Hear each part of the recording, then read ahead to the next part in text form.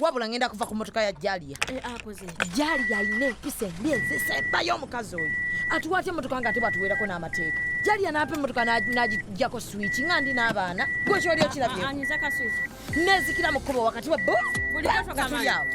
Akanyigira ddala ne ka stopping nga yinginte. Lwaki ngamba nakusasudde?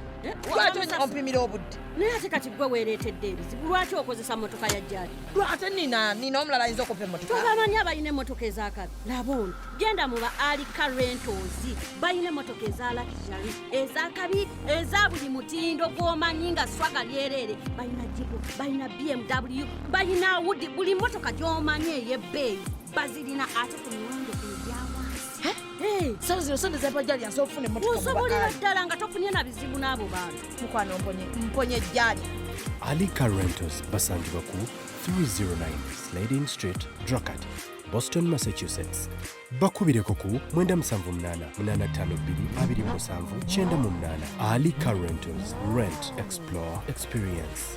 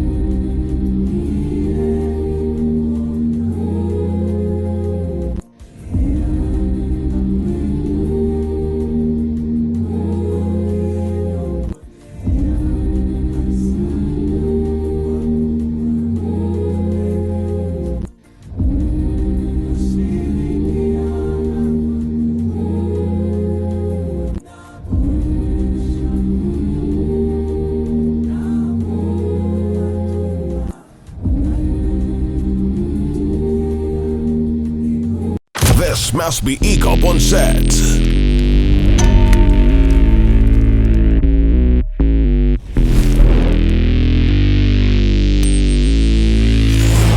The lane soldiers are in place. Follow us on Instagram at ECOP Photography or call +256 702 935 078. Don't forget, they do it smart. Book with us today.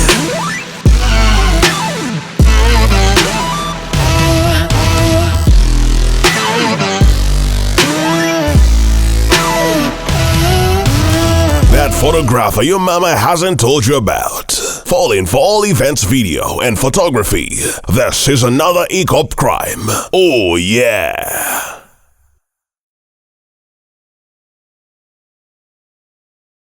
Tactics zengeno kukozako zonna yazijja mshauri nsoka. Ijaje kufumia nyama nga banaiba bali kumuke. Oli mutemu. Nafumulino naye kugenda leeta eminga nzibunya. Charlie! Tudeno! I went to British Columbia, I went to Zubedah, I went to Pennsylvania, I went to Boston and came back with $10. Ate mayitirivu gamususeko. Ndoza abaana owulidde beetonze. Olina kyokka? Alina amagezi ategeere. Professor. We love you. We are proud of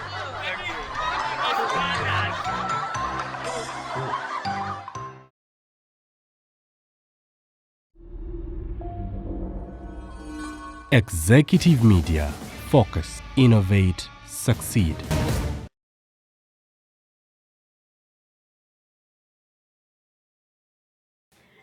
Okay, mwasize mtya. Musibe mtya. Shamimanja lyerinnya lyange neddira mutima omuyanja.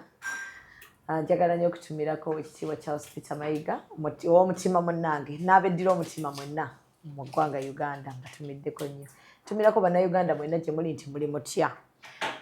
Oliko Executive Media, RealTime with Mimi, subscribinga, likinga, bw'omala okomentinge. Olunaku olwaleero ndi wano ku Yaya Ekisaasi wetuli emmere ya boiro. Yes, boiro as in boiro. Nga temulimu yadde akantu akasiike. So wenna ali eyo nga olina omulwaddewo gwe kennyini bakuganya ebisiike obanga weeraliikirira ku bulamu bwo osobola okuyita ku wano ku Yaya Ekisaasi n'obeera ng'ate ofuna emmere ennungi ddala eri omubiri gwo. So eki portrait eno etuli emabega babayita Macaspas portraits. buli woogulayo portrait emu bw'oti oba ojjanjabye omwana omulwadde wa sickle cells tubawagira through portraits bakola portraits zaabwe ate ne babeera nga akasente akagula eddagala akabatwala mu ddwaliro okugula flasks ezibabeezaawo nga mulimu ebyokya bazigula nga mubawagidde mu kugula portraits zaabwe so gwali eyo ayina hotels abalina amayumba gammwe ng'oyagala nnyo ennyumba y'ebeere ng'erabika bulungi beera nga ate owagira bano abaana abamakaspas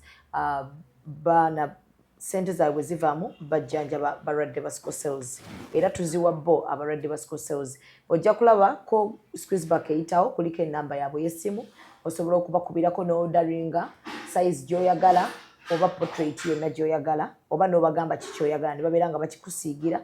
ate ne babeera nga bakikuwa so aba Bubbles Beauty ate bo basangibwa ku New Pioneer Mall Level 4 Room 106 bakola ku nsusu eziri nakyo tebeerusa era gwe ali ku kalayo osobola okubeera ng'oyitawo ku New Pioneer Mall ne bakukolako bulungi nnyo naawe eyeeyerusaako n'okona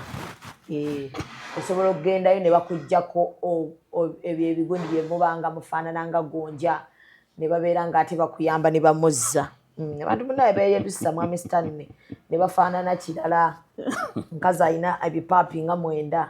kati aba Bubbles bakuyamba ate ne babeera nga bakoze enkulu Atlantis Plasm Designs bokyenzigi bakola pagolas ennungi ate bakugamba nti amadirisa amalungi ne gate ennungi olina kubanga obijja waabwe buli kye bakolera kyonna kyonna n'otakyagala osobola okubeera ng'onkoonamu ate nembeera nga nze kennyini nze mbagamba ate lwaki bakiraya nti mubawo ebintu ebitaliimu makulu Muzayika gatta ayagala pagola naye simanyi oba ku ssente zaani oba kuzamu oba kuzize simanyi so olunaku olwaleero ndi wano eno ne mwami Stanley tugenda kuba nga tuyitaayitamu mu nsonga za Hajji ne Hajat omanyi ebintu we biyintabukako nga sikyabitegeera nzirika wa mwami Stanley ne mugamba ate kati nga bigaanye nga ndaba bingatta namukubidde olunaku olw'ejjo ne mugamba ekituufu bigaanye nga bamaze okugamba nti balina essuuka y'omwana ninga mwami Stanley njagala ojja ombuulire ebituli ebiri ku side zombi byolaba ggwe nga ggwe okuva omutango guno wegwatali abantu abafaanana gonja gye bali munnange ng'okugulu kulinga gonja omanyi gonja baba mwokya alina wafuna ebiddugavu walala nasigala nga wakala yeeyo Zubedah n'ebigambo nange nsanyusa okubeerako nammwe abalabi ba Executive Media nze Stanley Ndugundawula the one for hire nsanyusa okulaba kwebale kuwagira yaya mpagira yaya mmere ewomera maama empoomera kitegeeza olumu oba otwalira maama amanyi okunkubirawo liitiriiti munaye bw'ogenzako jo ripooti yafulumye Uganda ffe tusinga mu Africa rate ya bulwadde bwa kansa so ate kisinga okweraliikiriza nti abaana bato kati waliwo omukyala mukwano gwange tulinayo omwana alina tumor ku kidney naye ngeri cancerous ennaku ezo namupositingako nga myaka 6 naye waliwo omukyala yabaddeyo nimugamba kikirero ng'oli mu owooza ennyo n'agamba kyensanze mu cancer institution institute egindi cancer institute emulago tekyamulese kyekimu yeebakidde yabadde mu nnyumba ennaku 2 ng'alowooza kiki ekiddako agamba ayagala naye agende yeekibizi kubanga kansa ennaku zino mungi nnyo naye kye namugambye ntino nti ebiseera ebisinga obungi lifestyle ebintu byetulya ebintu byetuteeka mu mibiri gyaffe abakyala bye mulya nga abaana muli mbuto ebintu bingi ebireeta ki environment so kati ekyosobola okukola okutaasa ku birwadde ng'ebyo ekimu ku byo kuba kulya at least gwe kyosobola byotasobola ebyakatonda obimulekera naye bw'oba nga osobola okwetaasa mu kulya naye oba tozze kuyaya egyofumba ewuwo mukendeeza ebintu bye musiikasiika abantu basiika bannange buli kimu kisiike buli kimu kisiike wano n'akatogo ka boyiro buli kimu wano butta asobola okugobya omwana asobola okugobya askari yamuyiseeko atya ng'aleeta butto butto okuyingira ana alina kubanga oyidde omuliro bagenda kukuteekako butto ng'olina ensonga lwaki ayingidde muyayo. Nga mulabye n'ensonga za Hajat. Tulabye nazo era wano woba otuyambira. Ate nze tondeetedde buzibu. Njagala just okuva gwe bwe wagulaba bwe gwatandika kiki ky'olaba nga mwami Stanley? Ekesi ya Hajat Zurah ekyomukisa omubi nga bannayuganda bwe mbamanyi twalina wano omwana sono yalina emuseeke bamuyitanga Shamimu yatemulwa yasaddaakibwa myaka gyadda simanyi ndowooza sijja kubuuza myaka gye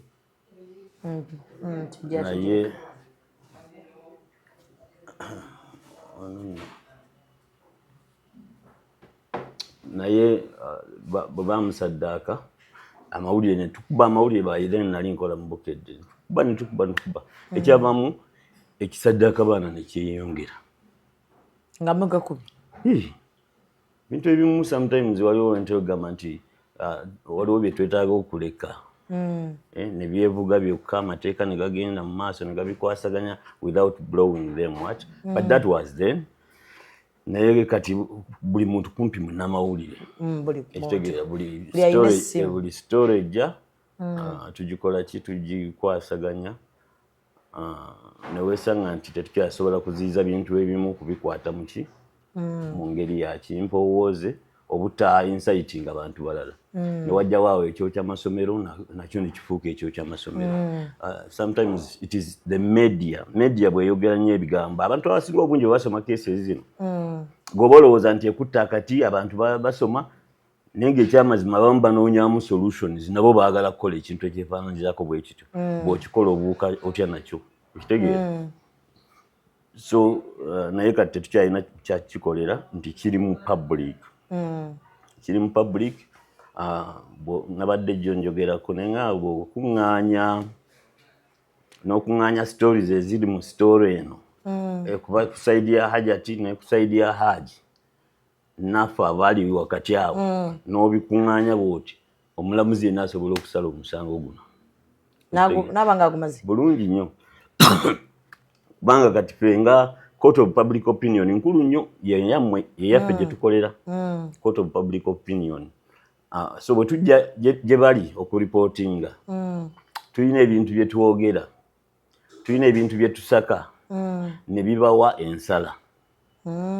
Court of public opinion eyamba nnyo mu balamuzi eyo gye mutwala emisango gyammwe oba mbadde manyi tebagifanako era kyobula nti balooya abasinga bw'alaba keesi emulemeredde ng'alaba omulamuzi ayinza okuba yeekobaanya oba ne sayidi emu baddukira mu mawulire. Wano bw'oba ogenda mugundi oyinza okugamba banaye nawulidde gwe looya wa Zubedah waliwo ensonga bweti awo ne Zubedah yennyini bw'aba ayagala okugenda mu mawulire balooya bamugamba no don't go naye balaba nga bagenda okufuna injustice mu kooti badduka mangu okukola ki okudda mu mawulire. Kyebaba banoonya ye amatuga baagala kufuna attention ya public opinion court of public opinion kati bwetunoonya court of public opinion mu keesi eno weenaatuukira okusala omusango ffenna tulaba nti yeewunzise ku saidi yani ku saidi ya Hajji naye kati oyinza okwebuuza lwaki Hajji anti nange kyenneebuuza lwaki Hajji kubanga buli muntu nze Zubedah oyinza okunteekako ekintu kyonna oyinza okunteekako ebya ssente sibitya oyinza okunteekako omusango gwonna nkusonyiwa naye teri musajja ayimiridde ayagala kumuteeka linnya lye kuliteeka ku kintu defilement ekitegeera. Era nze nyina olutalo lwange n'omugagga wammwe oyo Sudiru simanyi oba y'omu ku basponsors bo musiru very stupid kubanga twalina emitalo ze tulwana zaffe za mawulire ekitegeera alina story abbye Simba amannyo ngezaako giwandiika aŋŋamba gireke omanyi yalowooza nti yalagira amawulire mu Uganda ne mugamba chairman story eno erina okulaninga nga totidde ate okutya ki twazaalibwa college twatondebwa college amawulire abamu kyemutamanyi si masome tegatyaga kusoma mawulire ba calling buba buweereza okitegeera kakati ye kyeyakola n'agula ba hackers ne ba hacking into my social media whatever ne bagenda ne baddira akaana ka myaka 17 ne baka hackinga gundi zaako social zaako okitegeera nga kalinamu obyo nodes ebyo bye bakola ki kakati ne babimajinga n'ebyange to imply nti nze nkozesa abaana akaana akataako okitegeera ne bakonoonera future kati bambi simanyi gye kali nange erinnya lyange ne balisiiga enfuufu oba okitegeera kumpi buli lwe nfuna omukisa ogwogera ku sudiiro okumugambako okitegeera lwakuba ki abantu bangi bankoze ebikolobero bingi naye si bifaako naye ekyoyo naye omuguweddala oyo kyeyakola okitegeera buli lwe nkyogerako mpulira nga nziira so omuntu okuteekako ekintu ekyo kiba kinene nnyo ku musajja yena ategeera kale ku Hajji okuba nti ate kati afuna abawagizi mu society ewalana bamuliisa maanyi olina okwebuuza lwaki kuba nange kyenneebuuza omukazi eyandiropya abantu nabo bakusaidde olina okwebuuza lwaki anti kakati bakugamba Zubedah bw'oba oyagala okugenda mu kkooti okufunayo amazima justice okufunayo obwenkanya gwe emikono gyo gyennyini girina okuba nga miki nga mitukuvu nga miyonjo okitegeera kati maybe singa omwana oyo yali nga bwe mbiraba singa omwana oyo yali akozesezza oba sengaawe oba omuntu omulala yenna nga ne bigenda paka ne bituuka ne mu mawulire naye nga ekibatutteyo kyekyo ekitegeera maybe singa Hajji yakomererwa nadda public opinion court of public opinion singa yamusalira dda n'omusango naye omuntu eyatembeeta omwana omusango guno gutuusa mu maaso ga kkooti eyaffe ey'abannamawulire kuba bagamba baali ku poliisi already gwaliyo ekajjansi kakati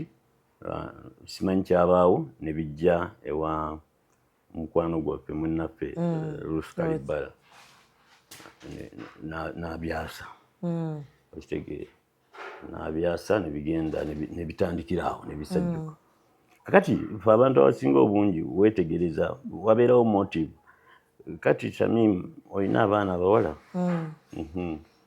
kakati ebintu kyosingira ddala okuprotect nga ye mwana w'obuwala okitegeera na byonna ebimutuukako byembeera ng'eyo simanyi anko simanyi biki ebyo muyina engeri gye mubikwatamu okitegeera kubanga wano ewammwe mu Buganda bwemuzaala omwana omuwala mugamba sukaali okitegeera ekikireetera sukaali nti nno nti ozadde omwana n'akuleetera abako mu maaso eyo omulabamu kasukaali omulabamu ente abayima bamulabamu ente Abaganda balabamu ekkanzu oba okitegeera so bw'olaba maama nga yeebuddemu n'addira kasukaali ke okitegeera n'akakuba mu lujjudde olina okwebuuza what is the motive what went wrong kuba yagalagaana abantu bajja kunfuna bubi n'amazima ga Katonda mu ggulu ebintu bino bibeerayo si birungi n'akatono naye olina engeri gy'olina obbikwatamu anti mubanga abagamba basirike tosirika era waliwo ebibonerezo bingi ebisobola okukola ki okuweebwa omuntu ng'oyo for instance yaliremeddeko n'abagenda mu kkooti tugeze ne bituuka mu kkooti omusajja oba bamusajja bamukola ki n'amutuusa ne mu mawulire by the way without dragging the girl into the public gundi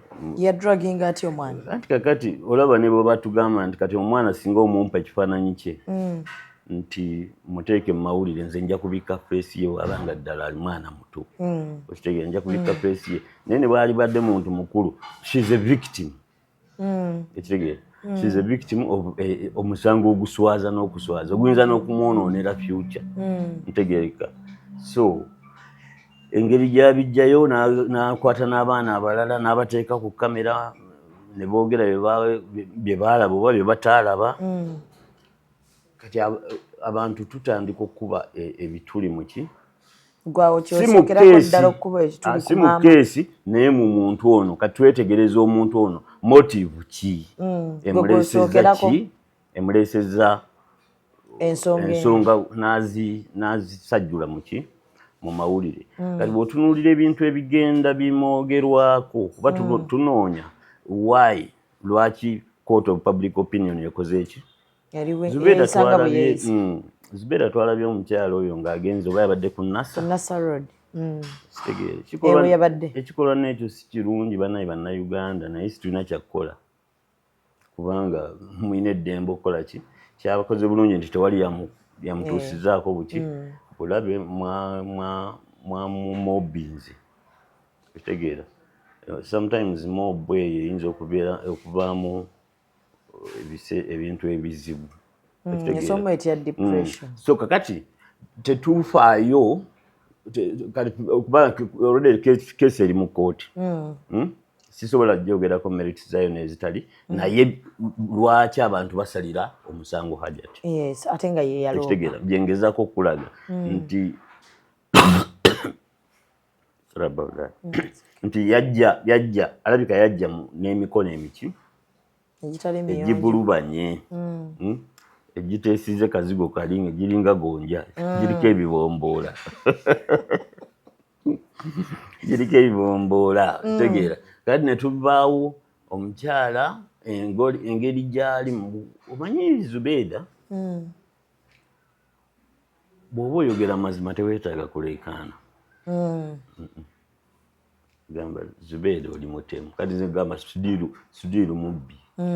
Sudiru character assassinator okitegeera. I mean nkyogera seetaaga nakuleega bikya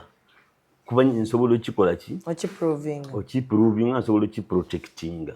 naye omuntu bw'ogezaako ennyo okunnyonnyola amazima agago g'omanyi nti mazima naye nga ofaayo nnyo kuba twamulabye yabadde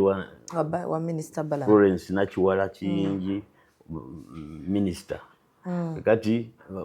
yava mu kifo kya Balamu kyalimu kati ndowooza oba teyamuyambye simanyi n'agenda mu kifo Nakiwala mwe yali kati gundi yakirimu muto wange Balamu mukadde waffe honorable yakirimu kati okitegeera. Ng'olaba n'ava wano n'agenda kweno agenda simanyi oba ewuwo nayo yajjayo ng'anoonya ki ng'olaba nti anoonya anti alaba bamuvuvubika bw'agamba atiisibwa anoonya anti atiisibwa agenda ku poliisi kagamba nga olaba ekintu akifudde nnyo kyaki it is a public issue yes tetuganye naye keesi yo wagikola ki wagiwaaba okitegeera eri mu maaso g'abalamuzi tegeerekeka. Abo abantu batandika okugamba nti Hajat ono kiki kyagoba then ne tujja tulabamu properties ebintu bya properties ebintu by'ebyapa byali badde bipropping up mu keesi ya defilement anti kyeneebuuza kyali badde tekijja balala bye babireeta I don't know naye nga bijja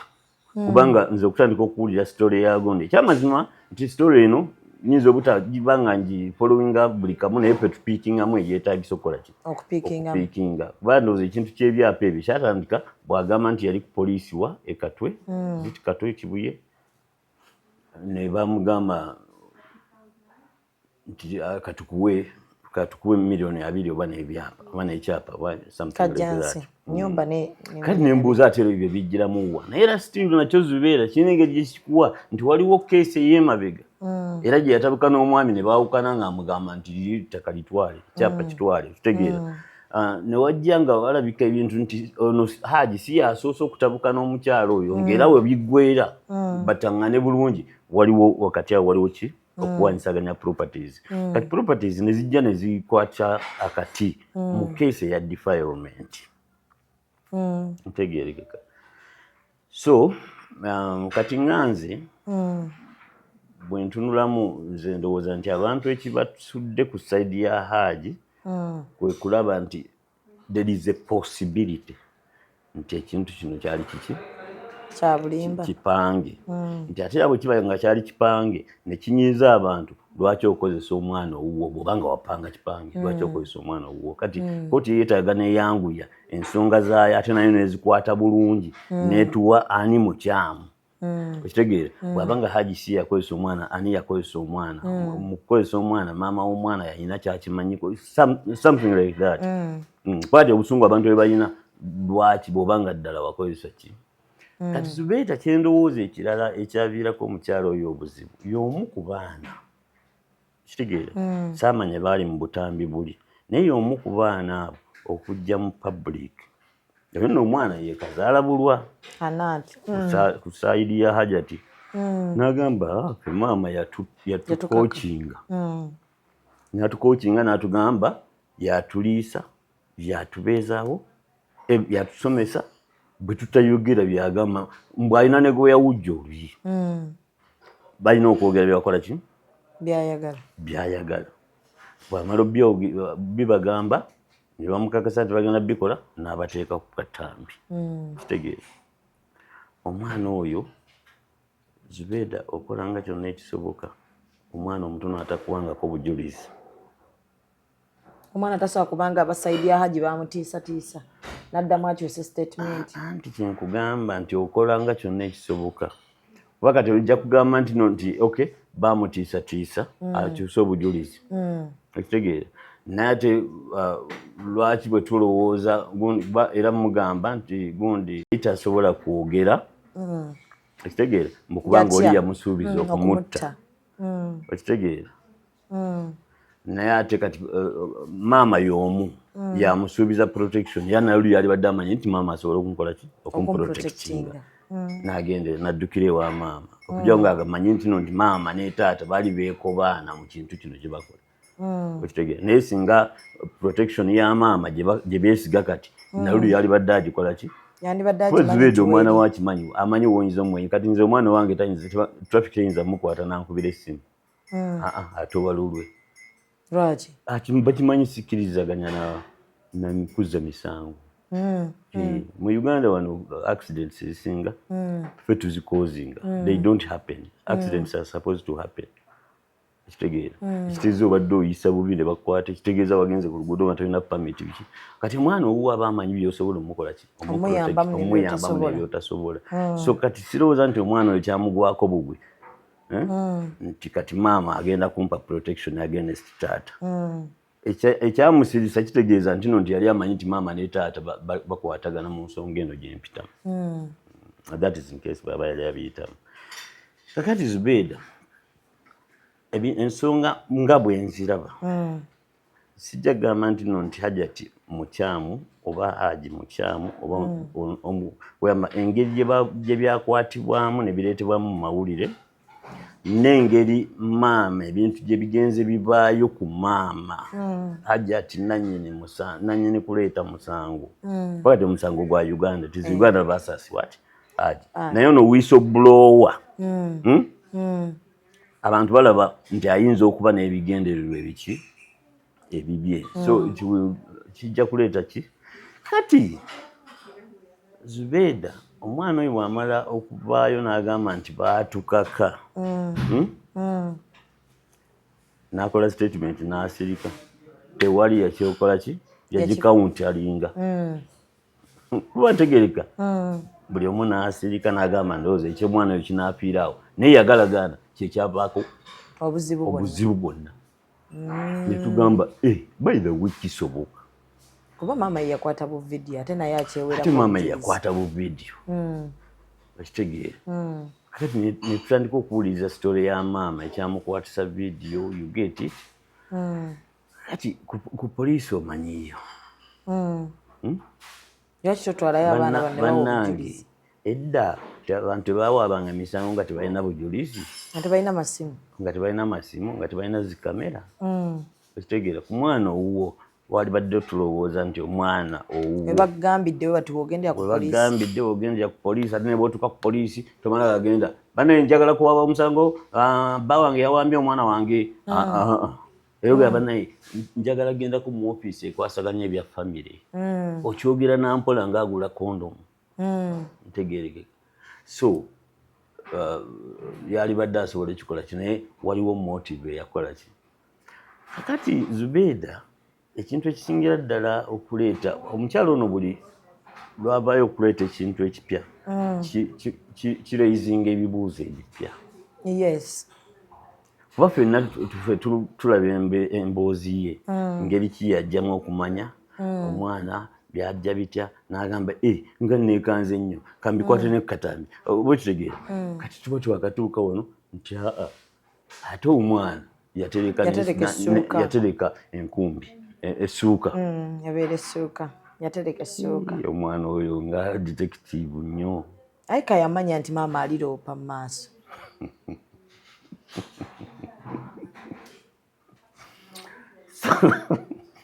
kuba mwami Stanley bwe tugenda mu kkooti maama n'aleeta essuuka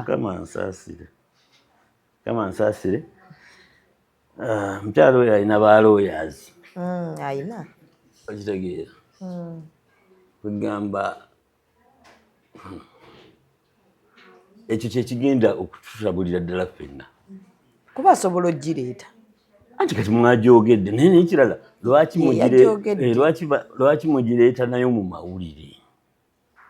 ntegeeka yabadde erinda kkooti akakati feeno mu misango nga bwe girina okukwatibwa obwo obujulizi bufu obwessuuka butya ate butwadde mu mawulire tute mu kkooti anti asobola okuba nga teyagitulaze mu buntu yagyogedde naye nga mu kkooti agenda gireeta mu buntu kissuuka yino bwoba tebukyali bujulizi binza ebwo obujulizi mujja kukiraba mu kkooti balooya ba Hajji bajja kikubamu ebituli obujulizi ebwo bumaze okulowoozaako kubanga nawulira waliwo statement ezakolebwa nti waliwo oba nabyo biri mu public opinion gundi court nti enkwaso tebazisangamu ebwezo omwami tebazinazikola bwe bamukebera kusinziira ku ripooti bassenga gye balina yagenderako tebasanga nti mwana yakakozesebwa wabula omwana yali yeegatta naye nga si yakakozesebwa kuba maama yali agamba omwana bamukozesa Saturday n'alopa Monday ate mpulira nti yakamukozesa emirundi ena mu kusooka maama yatugamba 3 naye omwana yagambye Honorable 4 ne wahona we bamututteyo yagambye ani Balamu anti labona n'omwana yabamututte wa Balamu Balamu yaga yayogeddeko n'omwana mukazi yajja tunyiiza saagala kulimba omwana amuleke yateeka omwana abimuggyemu ba lawyers bahandolinga ensonga okitegeera omwana ajja kubeera witness mu kkooti bamuleeta mu high court bajja kukozesa obujulizi bwe mu kkooti kuba tizi Uganda versus Hajji kati n'omwana bajja kukozesa obujulizi bwe mu kkooti naye kkooti eyaffe eya public opinion beegayidde amwana bamukoleki bamuveeko bamuggyemu okitegeera maama we yakola ensobi n'amuteekamu n'obutambi abantu beegayiridde tulina obulumi bwaffe oba mubuyina simanyi naye lwaki bibaluma nnyo to that extent nti mwetaaga okuwuliriza omwana mumukoleki mumuveeko mujje mu nsonga zino leka tutobe n'omukyalo ono ate naye abamu abatoba naye tetutoba naye nti tumuwalana oba situwagala kukola ki tetwagala afune justice tumugamba alongoose so omuntu okuba nti wakitegeera butegeezi ng'omwana akugambye naye omwana ono nagamba bayilayo maama nga ebyo bikyali awo essuuka nagitereka ati kyekisanyusa omuzadde nti omwana yageziwala n'atereka essuuka kati awo omwana ajja tuyamba atubuulira ebirala byasoma ng'agyeko ki n'emboozi zanyumya nabaki basoyalinga nabo ng'ogyeko bino bye basoma ebya bulijjo Zubedah bankubira wano essasi kyosookerako kubuuka kunkwata okitegeera oba okitegeera naye nga mu mateeka wali badde tonkwatako naye fiye eri n'okwagala okugaa nti tuyambe ebintu ebituguddeko ebyo abantu tujjukira luvannyuma etteeka naye normally tutera nnyo okukola ki okutampalinga n'obujulizi wali badde obujulizi obuyambako mu kunoonyereza kati bannange banaalaba batya oba okitegeera then bwaba yagikweka mama goyoza omwana bwaba muto labirira engoye abaana bayozeza abaana bakoze batya okitegere era omubuuze n'omugabo essuuka yayo ya munne weeno nga sigiraba tegere nti maama nagitereka kuba nsuubira okugenda mu kooti kuliko amazzi gagundi nabira ebintu nti omusajja awalampa akatanda nga ayambuka ddayo ku katanda naye nga wakolera ebikolobero bino byonna mu kisenge omwo bigambo bya Hajat mulimu abaana abalala 5 mulimu n'ow'emyaka 18 ekitegeera so kugamba emboozi ezimu ozigatta nga zikola ki nga nzibu waliwo ansa gye weetaaga okuvubiriza n'ebintu ebirala okugifuna ntegereka kati Hajat biri ebya properties mbikugambye kati tujja tuwuliramu ebyabasajja abalala ekitegeera ekyo abakazi basobola okuba n'abasajja ab'enjawulo tukimanyi mukikola naye ate tekyali badde nga kitegeerekeka naddala mu mbeera eno ate nga kigattamu era omwana ntino nti netuwulira nti omukulukazi bwe ekitegeera nti abadde ye mupya nenanga muntu yeriwo yiye nga birimu n'okuba nti ono omwana victim babadde bamupangira byagenda bweru ekitegeera bamupangira embeera ebintu byokugenda ebweru bene endangamuntu nezikyuka ebintu ebyo Zubedah anti nabo bagamba ebyennangamuntu titwandibiyingiza mu musango gwa mwana kuba maama agamba yalayira affidavit ng'akyusa njirina noko ne wano ng'akyusa okuggyamo ali mwezira okuteeka mukazi we anti kakati nze nkuwa gundi nkuwa scenarios why people think nti the matter is not development nasobose nenkulaga issue ya properties kati nenkulaga issue y'okwagala okugenda ebweru abantu beekola ebintu nga baagala okugenda ebweru abantu beewayiriza nga baagala okugenda ebweru abantu balimba bazadde baabwe nga baagala okugenda ebweru okitegeera Zubedah omwana owe yennyini n'okkiriziganya ne Hajat Swandiso nti yaba yeefuula amuzaala oba n'okkiriziganya nange kubanga ndi mwavu akawunti yange siki terina support n'okkiriziganya n'convincinga nti Kasozi yaba abeera kitaawe w'omwana kuba ye akawunti oba namusaba bank statement ejja kukola ky'abantu beekola ebintu yes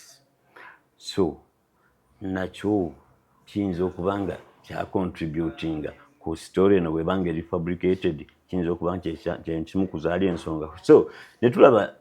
Zubedah nti waliwo gundi ebintu ebisobola okuweebwa ng'ensonga nti lwaki Hajji ayinza okuba nga yawaayirizibwa bizitowa ate ebya Hajji okuba nga yakwata omwana kuba Hajji tulabamu abantu public opinion bagamba Hajji muwombeefu nnyo ekyo kyokka kimuleetera okuba nga bamusalira omusango tosobola kuteeka Hajji yeegayiragayirira nnyo omukazi tosobola kuteeka bugundi kuba abantu abatandika okwogera obuwombeefu bwa Hajji basinzira ku kifaananyi saagala mulimbe abantu abasinga obungi tuli batono nnyo abantu abatunuulira beyond photo nti Zubedah bwe nkutunulira bwe nti nsobola okukkirira munda mu ggwe okitegeera si buli muntu nti asobola okukikola so kati ekyo ekya Hajji nti okuba nti munafu ayogera mpolampola alabika ng'eyeetonda bagamba akatula k'ebisibuka ezengero baazigera lwakubeera ki lwakuba abantu bwe batyo nti asobola okubeera nga mulaba ng'omukkakkamu n'akola ekintu naawe ne weekanga ng'ensi emuwakanira anti kati kyetugambira awo nti obukakkamu bwe tulina keesi ya Katanga mu bufu bwe tumuwakanira olw'obukakkamu bwe yayina olw'engeri gye twalabanga gye yaddukanga ebizibu okitegeera nti buli awabeeranga akabuyo nga tabeerawo newe yafiira nga ali mu misinde adduka ku mukazi we okitegeera adduka ku mukazi we mukambwe mukazi we oba okitegeera ne we yatuukira okufa. So kati waliwo ebintu by'olina okugattirizaako ku bukkakkamu bw'omuntu ebikolwa bye naye tewali muntu amanyi nnyo bikolwa bya Hajji. So kituufu nti Hajji asobola okuba nga yakola ebimugambibwa nti yakola naye mu court of public opinion kyengezaako okulaga nti ebya Hajat okuba ntino nti obusobozi obw'okupanga n'obusobozi side ya Hajji obw'okuba nti Hajji ayinza okuba yakikola okitegeera obuzito buno bungi okitegeera mujja kutuyamba nnyo okutubuulira omwana oyo amagezi gyagajja agatereka essuuka kyassuuka kyakajja tuleme kibe anti kakati byebipya ebizze mujja tuyamba okutegeera ekintu ekyo ne Hajat bw'abanga yagitereka naye ajja tuyamba okukyusa sitoori eri ntino nti yakimanyirawo n'alooperawo okitegeera ate gwe yakimanyirawo n'olooperawo ate wamanya ate essuuka wagitereka bw'abanga mwana yagitereka maybe muyinza obba wa tiipu wema mwagala okigira okukibembeta bulungi maybe nti omwana yalina senga gwe yanyumizaako okitegeera senga namukozesanga beigi namugamba kati bwaddamu okikola kwata essuuka eyo gikole nti kati weetege addemu akikole otereke essuuka kati omwana alina otuwa omuntu eyamugamba ekintu ekyo amazima ga Katonda ali waggulu ekitali ekyo it is not a mere gundi nti kyamugwira bugwizi n'abantu abakulu kibalema kitegeera kibalema obakukwata enkeera n'oyoza amasuuka ojjawo obujulizi ntegeereke so byebyo nno so mwami Stanley baba Hajat bakusookera wuwo nga munnamawulire najja n'akubuulira ebizibu bye ti munnange omukulu Stanley omusajja yakwata omwana wange nsaba bateeke ku investigator ndabe nga ate nfuna obwenkanya mu mbozi nga bwe yaginyumya wandibadde gw'omubuuza bibuuzo ki kubanga Ruth yamuwuliriza n'awaayo sitoole ye era abantu awo musango ne basooka ne bagusalira Hajji mu ntandikwa buli muntu n'amenyeka abakaaba ne bakaaba abayangwa baamusalira naye sitoole y'abantu abasinga obungi twagiwuliriza Katonda asala musango kabyowulira nti maama agambye omwana wange baamuwamba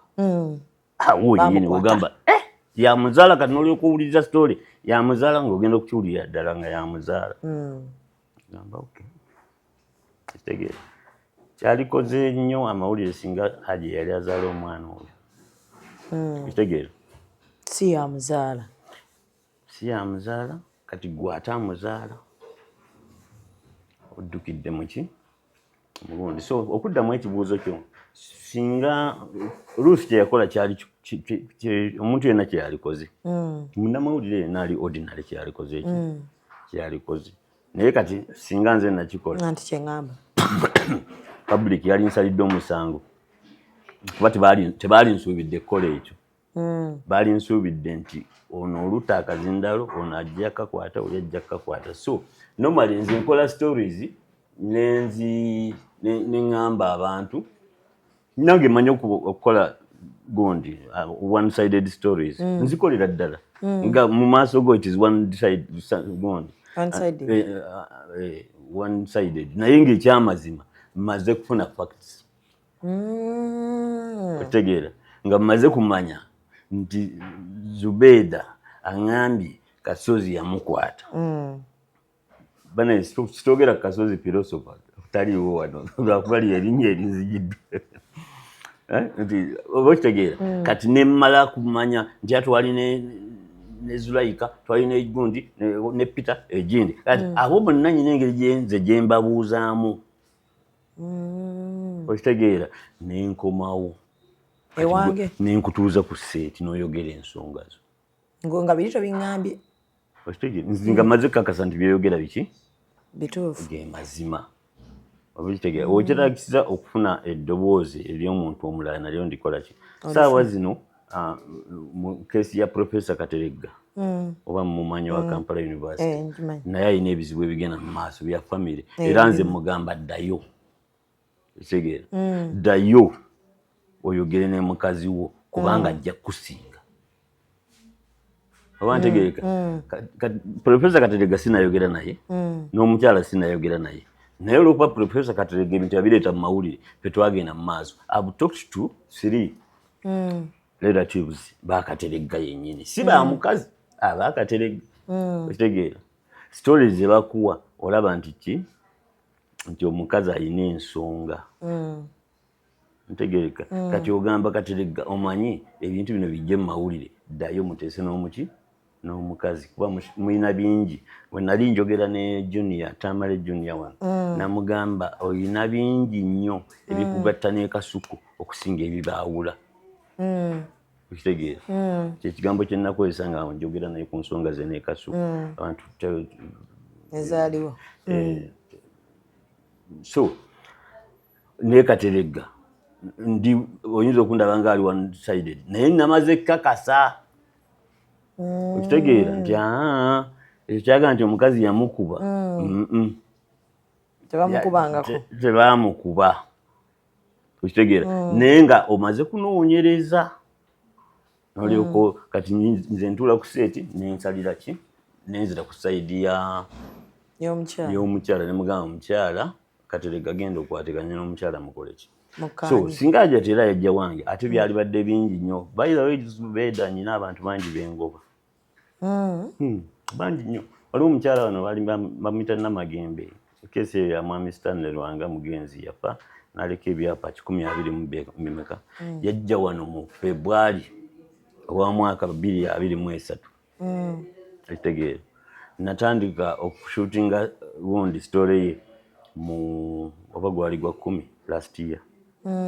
miezi 10 ngokyanoonyereza omusajja ebintu yabikola ati I mean nemala okumanya ekituufu kyennyini ekitegeera nalyoka ajja nenkola ki ne mushooting kati abantu nga bagamba naye era twaliwuliddeko ku ono twaliwuliddeko ku ddoboozi sisobola okugamba nti ono nayogera naye oba nayogera naye nze nkuleka bulesi kuba nawe oli mutuufu okugamba twaliwuliddeko ono ntegeerekeka naye gwe oba tomanyi nti oba namuwuliriza oba namuwulira nze kyenkuleetedde kyekola ki kyendaba naye era nkikuleetera in a way nti nno nti ojja kikkiriza ate tekigenda ku backfiringa okitegeera kuba kati for instance singa Ruth Kalibala singa ebibuuzo byetwebuuza kati yabibuuza behind scenes okitegeera nabanga kati buli kyetwebuuza ng'akiwaako obujulizi yakiyina nga tuddeyo buzzi wali okitegeera nojja kwesanga nti story ya breakinga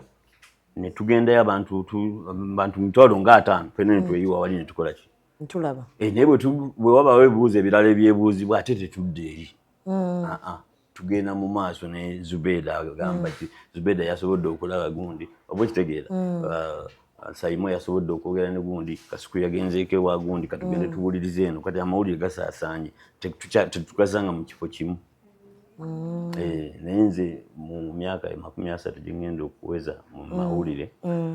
nga bwe nkwata ku story egiwandiika teri muntu mulala asobola giwandiika babuuze bonna abamanyi Stanley Endawoozayo the man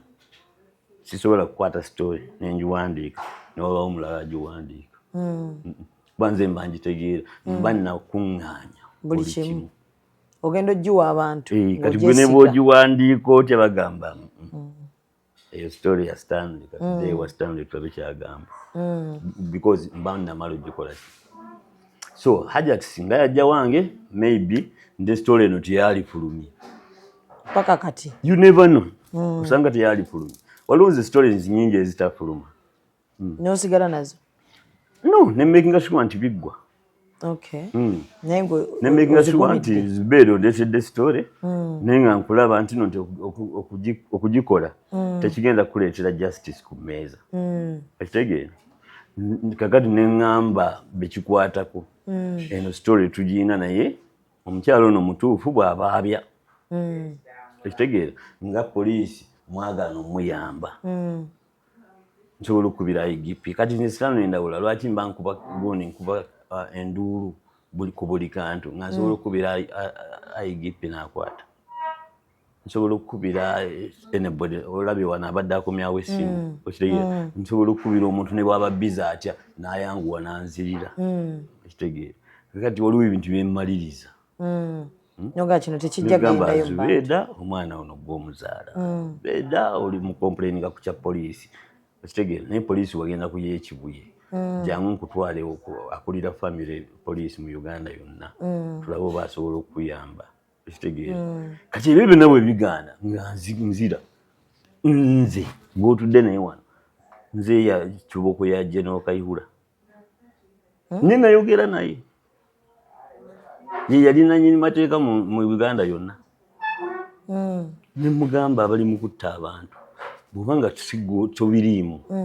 kwata abantu bwe bati ABCD obakola ki abateekeyo tewali munnamawulire asinga kubeera mu mukwano gwa Kayihura okitegeera so kati ensonga yonna nze ogitwala mu mawulire mba maze kukola ki kulemererwa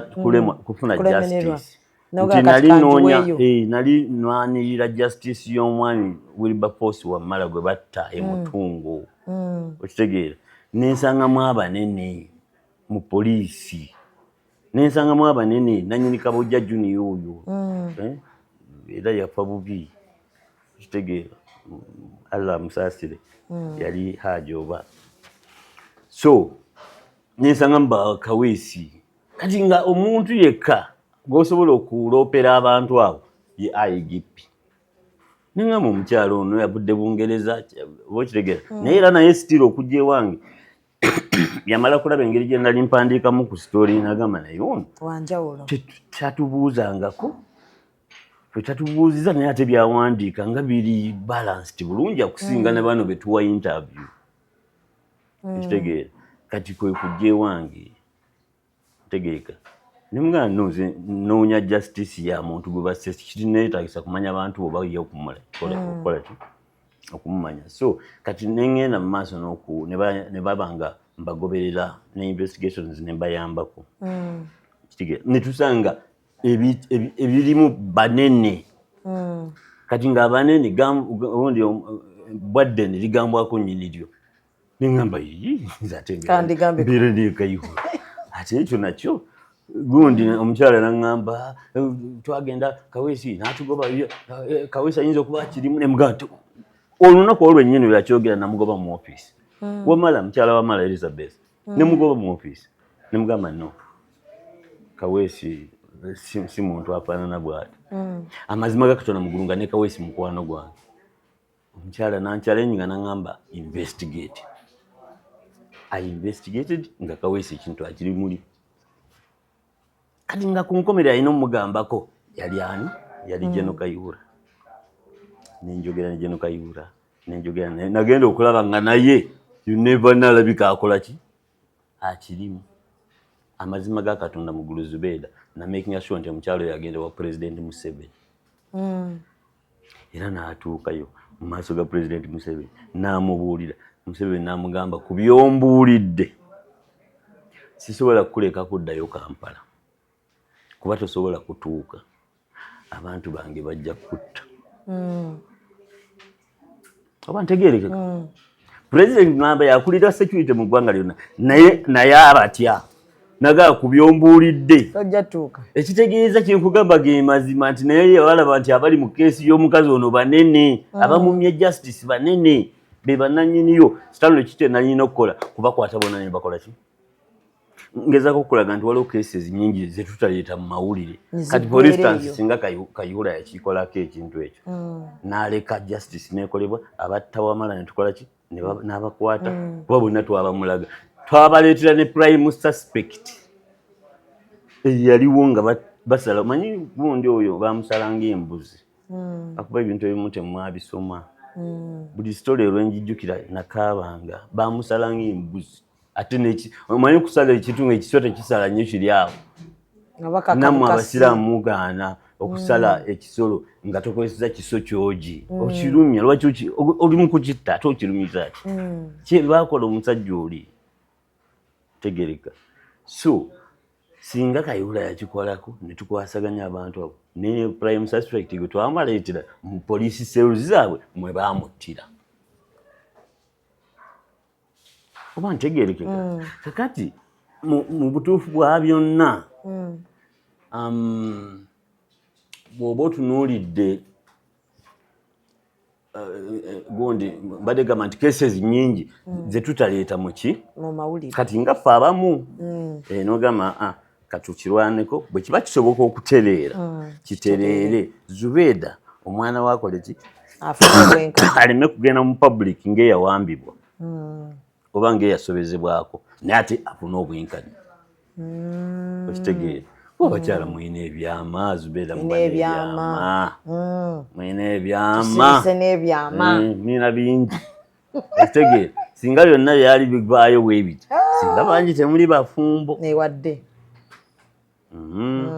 okitegeera naye ebintu ebimu bibikibwako omuntu agenda kugamba naye kasajja gwe kati mwagala bakazi basirike abaana abarepingibwa tewali akugambye kusirika. There are so many ways ez'okufuna justice okitegeera nati bwe bayita mu nkukutu eyo tebafuna ki tebafuna bwenkanya simaleka batomera abantu bikolaze ebya Elizabeth Wamala ne president w'eggwanga namugamba abakusobyako banene bannawe bayinza okutta sigala wano namuwone security ati yamugamba sula wano nkunoonyeza abantu abatuufu abokukuuma era n'asulayo n'amuwa abakuumi namugamba buli lwojjanga n'ova ebweru n'olituuka ku airport nga tonnasimba kigere mu Uganda osonga kanga kubira bano ne bakujja ku airport bw'obanga oddayo ne bakuzaayo president mulamba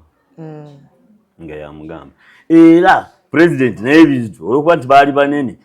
prime suspect bamusse naye byamusobako president ndoza muli n'agamba alinzirira mu bigere yalikola ku keesi eno ekitegeera omukyala oyo bwe yamanya ne president bimulemeredde kati nze nange n'alundekamu nze nentuba nekayihura wano netweriga ekitegeera wano wetutudde gaali maka gange namala emyaka 2 nga sisulawo nga ne famire nagisengulawo nga mulimu house girl gwe tumanyi nti tebamukwateko kati omukyala oyo ye nadduka tasobola kudda Uganda naye nga alinamu ebintu bye famire ye eri wano everything gena ogumirawo tasobola kudda Uganda ntegeereka okujjako ng'afunye protection ey'enjawulo so ebintu ebimu Zubedah bisobola okuggwa nga tebizze muki mu mawulire naffe bannamawulire tetuyinza n'okuyambako ennyo okumaliriza ensonga ezimu nga tezizze mu mawulire naddala cases ezimu kati ng'eyo ey'omwana ebaki twali badde tulaba waliwo efforts ezaakolebwa naye sigenda bugenzi kibuye ne bagaana okuyamba n'odduka ewaani n'odduka mu mawulire ate bwe waali badde ng'ogenda mu mawulire waali badde guided naye tewali kyakola byajja ne bitugwako mu mawulire kati ffe kennyini ffe tulina okusala amagezi okuprotectinga omwana ono ekitegeera ate bw'aba nga Hajji teyakikola tugambe omwana ani asobya ku mwana kubanga ebigambo ebigambibwa nti omwana sigwali mulundi gumu ekitegeera kuba kati ffenna tugamba nti twatuuka n'ogamba nze natuuka n'okukola statement nga nti wabakendeze consent y'emyaka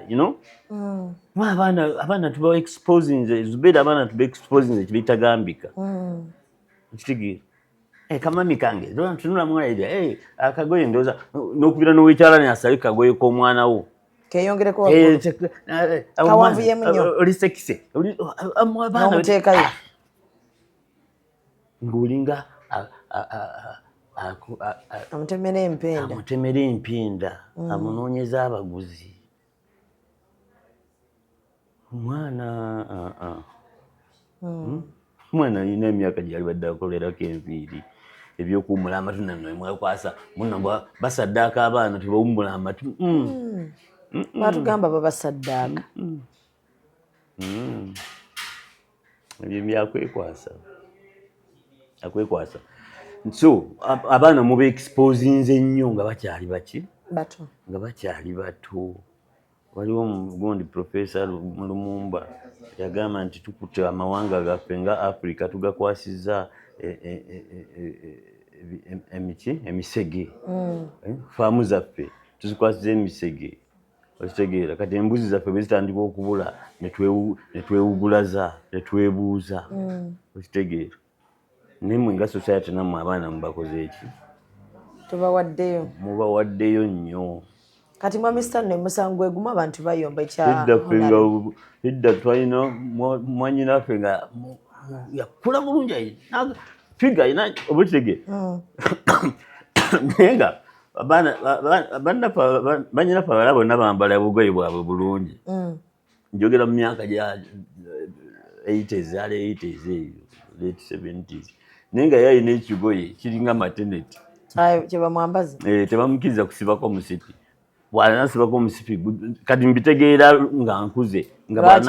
bwe yasibanga omusipi bwati kati nga tugeze nga bagenda ku ssomero ne bambala uniform ezo zabeera nga zikolama wano nezagaagala bwe ziti kati nga muzisiba emisipi ne zikugjayo bulungi figayo mwana muwala Kate yali yakula bulungi kati ne tutegeera ensonga lwaki tebamukkiriza kusiba musipi kuba mukubo gyayita obaotegeera ayinza okuleeta ebikemo mwana muto so waliwo engeri nyingi zetwa protectingangamu abantu naye kati mwana nayambala kamutippye bwe kati naava ewaka ng'omulaba n'omuwaana nako nafuluma n'agenda nga n'ey'omunda mweyita ogirabe akawale k'omunda mwe kayita olumu n'ogenda naye n'okushopinga ng'omukutte ne ku mukono muno abakalukalu n'okuba n'omusajja oluli lwaki otunulya omwana wange kati akubbidde ki oyinza okugenda ku poliisi n'ogamba onabadde atuli ku mwana wange atunuulira omwana wange ntegerekeka ebyo ebintu ebyekisi bimukopa mu bazungu mulembe tegutuyitako mulembe ogwo Honorable Amadisire ko yayingidde mu musango guno tekyasanyusizza bantu tekyasanyusizza bantu ate munaye wedda nkubira tonzikiriza nti mukwate kuba yali tuwadde ensonga ze bana badde njagala mubuuza keesi eno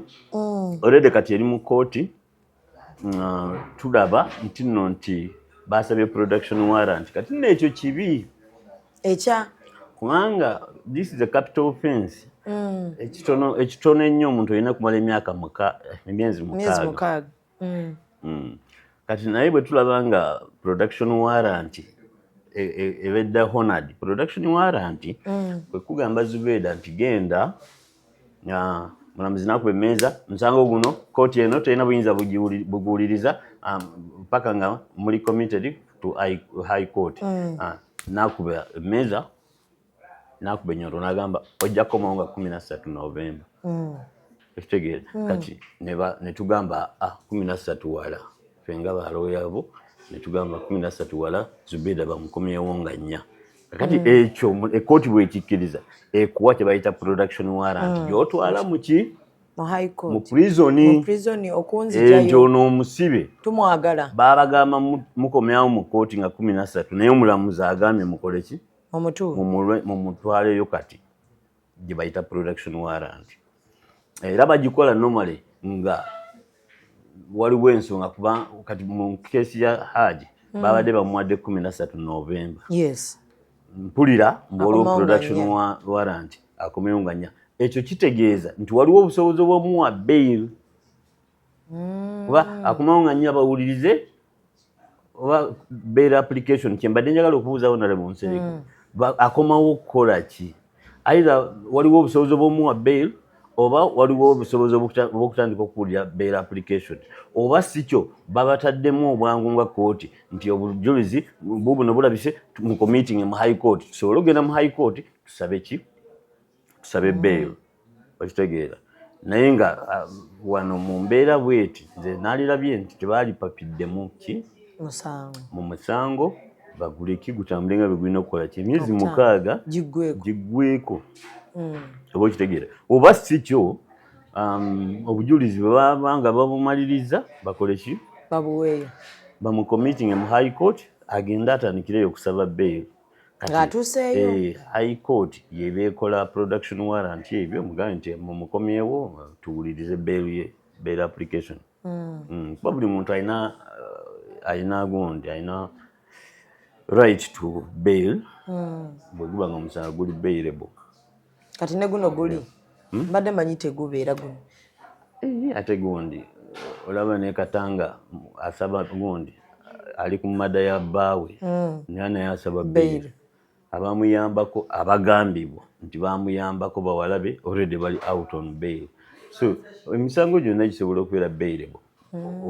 bwe muba nga muwadde ensonga ezikola ki naye waliwo zino bagamba bail guli bailable but after okitegeera after kati ng'ogwa mada bakuwa ennaku 365 365 mwaka mulamba okusobola okuwa bail. Okitegeera bayinza okuwa bail ndowooza kwe basinzira wase muganda wange nze bwe nzikiriza kati gwe bakuwe bail bakuwe bail nyinza okutwalira amateeka mu ngalo. Okitegeera so naye basuubira nti omwaka mulamba oguyise nga kooti egenda mu maaso nammwe be battira omuntu muba mufunye mutandise okulaba nti wanaabaawo obwenkanya kati muyinza obutatwalira amateeka mu ngalo. Kati kugina emisango egimu bagiwa emyezi 6 okusobola okutandika okusaba bail. So mwami Stanley akagamba kakasembe eri saidi ya Hajji ne Hajat munaye abo bombi sibalinaako bugundi sirina kye mbawabula bempabula yeffe